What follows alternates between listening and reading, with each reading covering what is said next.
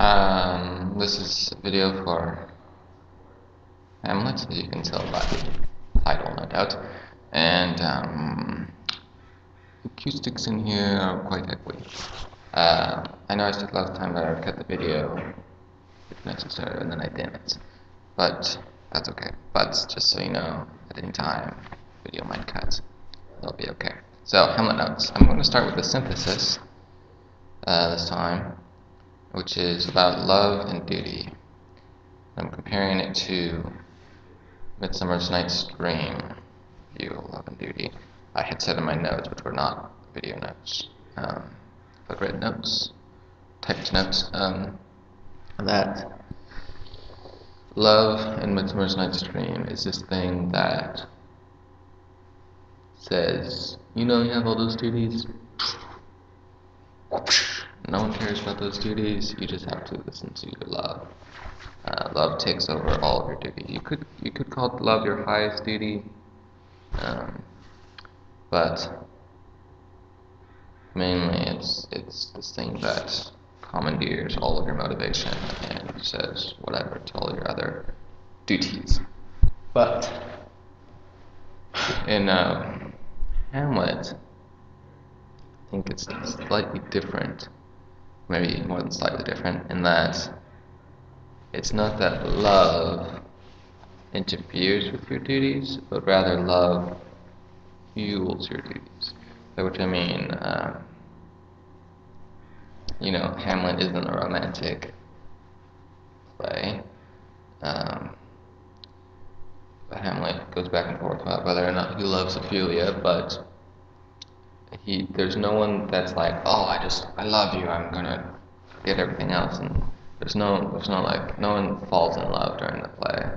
There might be a few people who are in love, but even those people, like Claudius or Hamlet or Clodius or Laertes, not Clodius, are not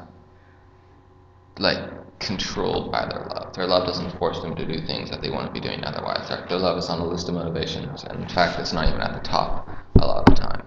Like Claudius is like, I care about the crown more than I care about Gertrude. It seems. You could certainly play them that way. So, love is much less of this all-controlling, maddening thing. There's a lot of talk about the madness in love. Like, love could be the thing that's making Hamlet this way, because it could be doing these things to him, but it's not. And in fact, Hamlet is kind of above that sort of thing. Like he's not the kind of guy who would be made mad by love. So love is in Hamlet a much weaker thing than it is in Midsummer's Night's Dream. But at the same time, all of your duties could be said to be fueled by love. Like Hamlet's duty to kill Claudius is fueled by his love for his father. Laertes' desire to kill Hamlet is out of love for his father and his sister. The reason that Claudius kills old King Hamlet is because he loves Gertrude or he loves the crown. Every motivation can be described in terms of love.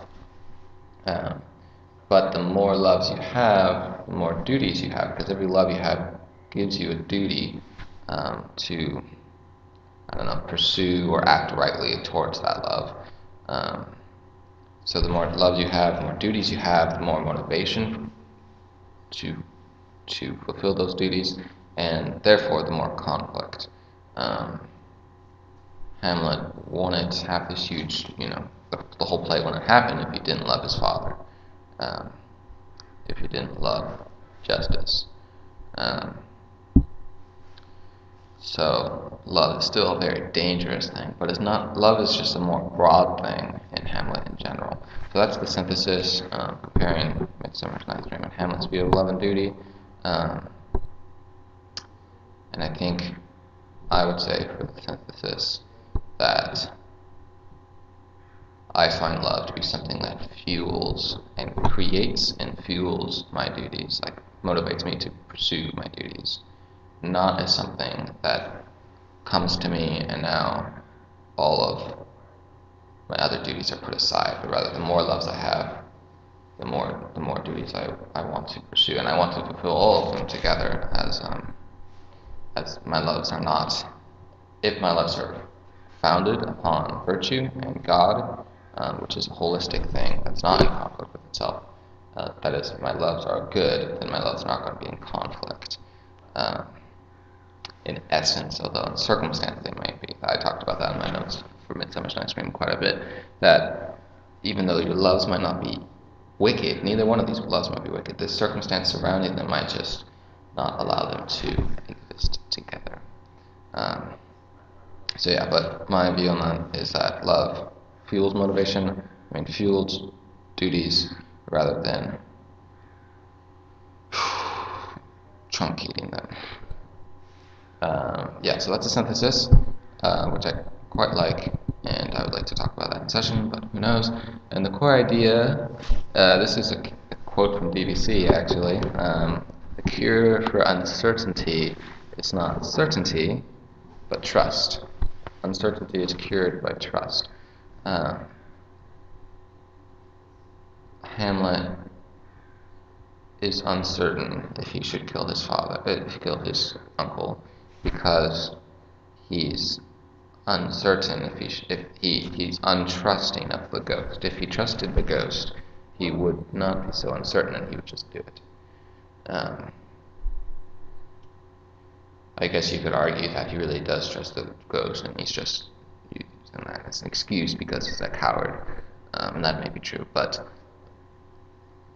so you could either say like the reason he doesn't do it is because he's a coward or because he's uncertain. Which I guess I'm okay with either one, but I don't feel like Hamlet is a coward. I feel like he's uncertain, and he's uncertain because he's untrusting. And he's not. The reason he's untrusting is because he's so contemplative, and went to school at a high university, and he's learned how to pick things apart, but not how to put them back together. He's learned how to be cynical, but not constructive. He's wise enough to see the problem, but not wise enough to see the solution. So for this reason, he's untrusting, and therefore he's uncertain. Yeah. I was going to say something else. Yeah, the thing with evidence, it's like, it seems like having more evidence might mean that at least you need less trust. I think that might be true. Like, Hamlet is more willing to kill Claudius. He's more certain that Claudius is guilty when the whole play thing happens, and Claudius jumps up and everything. So like he has more evidence, so he's more certain because he doesn't. Less trust is required of him, and even more so during the fight when Laertes says that Claudius is guilty of killing Gertrude. That evidence is so severe that he doesn't need any trust. He can just go and do it.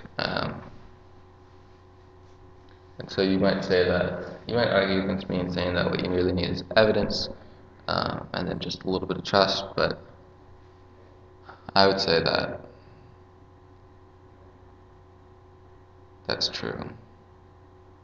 When you have the evidence you have, and you don't have the ability to get more evidence, if you're going to be certain, you need to trust it. So at any given point, whatever evidence you have, you need to trust your evidence if you're going to be certain. Otherwise, you won't be able to do anything. And just some evidence is easier to trust than others. That's fine, but you have to be a trusting kind of person if you're going to be a certain kind of person. Yeah, more could be said about that, and the impact it has on the play. I think in session, what would I like to talk about most?